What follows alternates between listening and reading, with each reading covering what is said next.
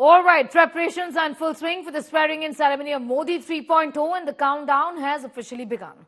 Tomorrow at 7:15 p.m. at Rashtrapati Bhavan, President Draupadi Murmu will administer the oath of office and secrecy to Prime Minister Modi and the new Union Council of Ministers. Highlighting the neighborhood first policy, the ceremony will see high-profile international invitees, including Bangladesh Prime Minister Sheikh Hasina. She's arrived already.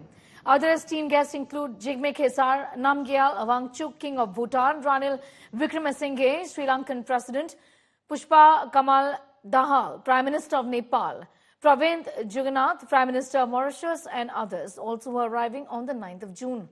On Friday, the NDA demonstrated its strength from Parliament Central Hall. The alliance unanimously elected Modi as the leader.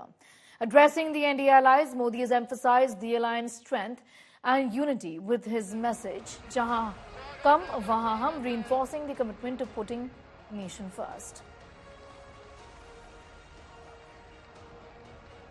NDA सरकार में हम अगले 10 साल में मैं बहुत जिम्मेवारी के साथ कह रहा हूं, अगले 10 साल में गुड गवर्नेंस, विकास, नागरिकों के जीवन में क्वालिटी ऑफ लाइफ और मेरा व्यक्तिगत रूप से एक बहुत बड़ा ड्रीम है, मैं लोकतंत्र की समृद्धि को जब सोचता हूं तो मैं चाहता हूं कि सामान्य मानवीय के जीवन में से और खास करके मध्यम वर्ग, उच्च मध्यम वर्ग, उनके जीवन में से सरकार की दखल जितनी कम हो उतनी लोकतंत्र की मजबूती है।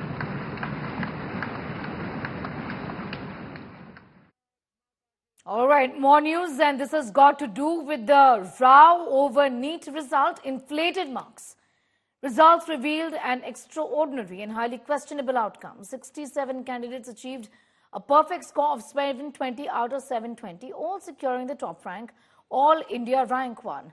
Adding to this skepticism, 8 of these top-scoring candidates hailed from the same examination center in Haryana with identical sequence numbers. Also, the discovery of grace marks given for a question paper error, which were not awarded to those who didn't attempt the flawed question, has deepened concerns. Allegations of a possible paper leak have surfaced, intensifying the demand for accountability. Parents of affected students have filed complaints, urging a thorough probe into these anomalies. Several opposition leaders have also voiced strong opposition to NEET, citing these alleged irregularities and calling for immediate investigation. Some students, the concerns which have come to the media is because of the certain candidates have got marks which are like they have come in the topper. 6 candidates have come in the topper, 2 candidates have 718 and 719 marks. So that is how the issue came, how candidate can get 718 and 719. So it is not because the number of questions +4 -1, but because of the scale formula, the numbers can be 718 and 719 also. There were certain issues, those are raised by the candidates, the like higher marks and so many toppers. So initially the result was like the 17 students were in the topper, but there was a physics question, and every year when we ask the challenges and then the questions are like because of ambiguity, the answer key when finalized, so there are changes. So on that basis, 44 candidates have got marks from 715 to 720, and the toppers, number of toppers like 17 plus 44 हो गया था, 61 हो गया था। हम NTA से एक सही जवाब चाहते हैं। कल भी एनटीए रिलीज किया था, पर हम उससे सेटिस्फाइड नहीं हैं। अच्छे से एक्सप्लेन करना होगा उन्हें, ग्रेस मार्क्स वाली चीज़ों को भी अच्छे से समझाना होगा उन्हें। निराशा तो है ही, सभी बच्चों के लिए लेकर निराशा है। इतने अच्छे मार्क्स लाने के बावजूद उन लोगों को इतना कम रैंक मिला है, वो बहुत खराब बात है। क्योंकि अगर हम लोग देखें तो एनटीए ट्रांसपेरेंसी बिल्कुल नहीं दिखा रहा है, वो बस अपने आप को डिफेंड किए जा रहा है इस टॉपिक पे कि हम लोगों को ना पेपर लीक हुआ है और हम सभी बच्चों को ग्रेस मार्क्स दे रहा है। इसी बात पे मैं बोलना चाहूंगा कि एनटीए प्लीज ट्रांसपेरेंसी के साथ रिजल्ट पब्लिश करे और सभी का ओएमआर रिलीज करे। बहुत सारी ऐसी चीजें हैं जो वाकई ऑब्जेक्ट करने लायक है, और यहाँ पर सबसे बड़ी चीजें ये आई है कि ग्रेस मार्क्स देने के तरीके पे भी प्रश्न उठ रही है। जो बच्चे पहले एप्लीकेशन नंबर पहले फॉर्म भरे हैं तो उनको मार्क्स ज्यादा दे दिया गया, ये समझ बात नहीं आ रही है। बहुत सारी ऐसी चीजें हैं जिसकी वजह से ये ऑब्जेक्शनेबल है और एनटीए को इस पर दोबारा विचार करना चाहिए, रिजल्ट को प्रकाशित करना चाहिए, जहां भी गलतियां हो उसको सुधारने की जरूरत है। मुझे लगता है कि सरकार को ये कदम उठाना चाहिए। सिर्फ जो है बयानबाजी से, बतौलेबाजी से काम नहीं होगा।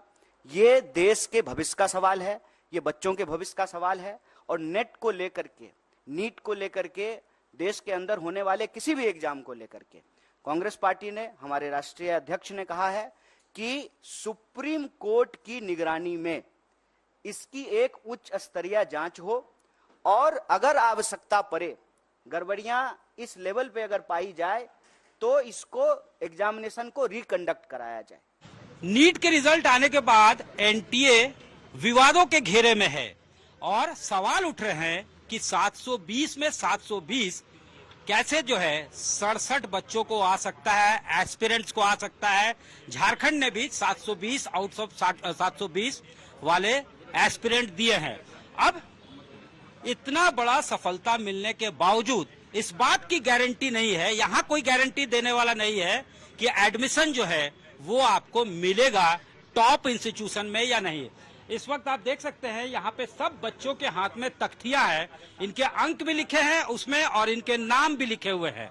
अलग अलग सोशियो इकोनॉमिक बैकग्राउंड से ये बच्चे आते हैं। अनिश्चितता के काले घने बादल इनके भविष्य के ऊपर मंडरा रहे हैं। अब ऐसे में इन्हें न्याय की उम्मीद है तो कोर्ट से है, और इसके अलावा ये एनटीए से चाहते हैं कि उसको कंसीडर करे, रिजल्ट को दोबारा उसे प्रकाशित किया जाए, तभी जस्टिस जो है वो एस्पिरेंट्स को मिल सकता है, वो एग्जाम को क्रैक कर सकते हैं। और उन्होंने जब मेहनत की है तो कोर्ट को कहीं ना कहीं इंटरवीन करना चाहिए। पेपर लीक हो रहा है, मार्क्स स्कैम हो रहा है, रैंकिंग जो है उसमें रैशनैलिटी नहीं है, तो ऐसे सूरत में साफ तौर से जितना विवाद है उसका अब एक ही इनको लगता है समाधान और सोल्यूशन, जिस तरीके से उसको एड्रेस किया जा सकता है वो है कि दोबारा से रिजल्ट का पब्लिकेशन हो।